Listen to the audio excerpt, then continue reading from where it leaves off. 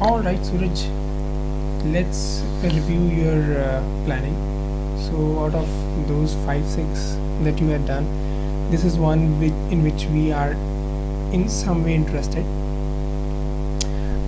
Basically, when you are approaching this kind of exercise in which we have to basically practice overlap of the tail, that is the major concern of this exercise. But to make it interesting, students are free to take any situation.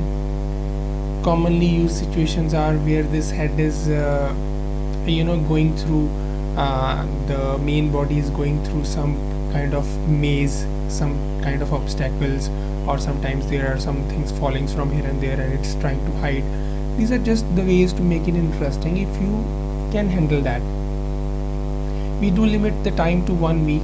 In 1 week we have to finish this practice of overlap, and if we are able to get any move of the body with which we can practice the overlap of the tail, it is good enough. So even if it's not very complicated, even if it's not very having a lot of obstacles or anything, the body move is such that we can get a nice follow through and overlap in the tail. It is good enough. So I would suggest to go with something simple like this, because we had done some others also, but I don't want anybody to get stuck in the animation of the main head and 1 week going in, just 1 or 2 weeks going in just animating the head, and you're not able to get any chance to do the tail. So we have to put more focus and time on practicing the tail in this.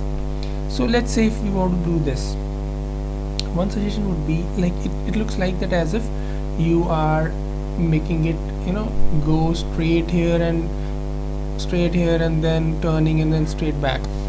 It looks like something mechanical. It's going straight. It looks also very linear. It's taking a turn and then again going linear. Move should at least be something interesting.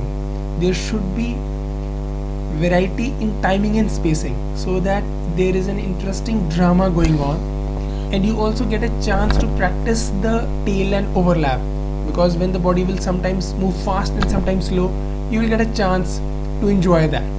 Okay, so I would suggest that you if you have to use this, make few changes. For example, first of all, let's have an anticipation. You assume that this is a UFO kind of body, it's in the air moving, so it anticipates and then moves, and then slows in, zing. So if you get this kind of move, it's anticipating, moving and stopping. It gives a very organic and fluid move. Anticipate, move, stop, then anticipate, move, stop. So do some kind of that kind of stuff in which it's a UFO kind of body and it's making fluid moves in the air, rather than a very mechanical and linear move like going like this, turning, moving like this.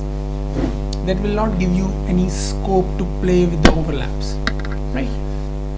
So one way could be that if it starts from here,